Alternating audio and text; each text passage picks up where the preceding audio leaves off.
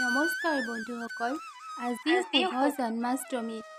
আজি ভগৱান শ্ৰীকৃষ্ণৰ জন্মদিন। এই দিনটো খুব পবিত্ৰ বুলি মনা হয়।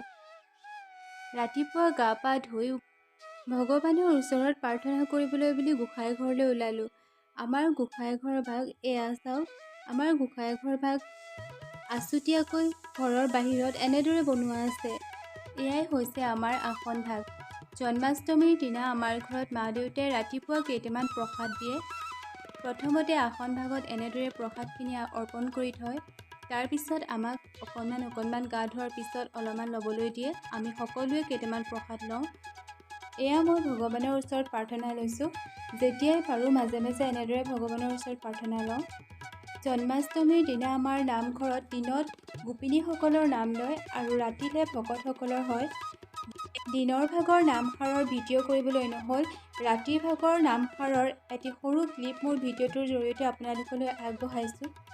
আহকচোন আমাৰ নামঘৰৰ পৰিৱেশটো চাওঁ।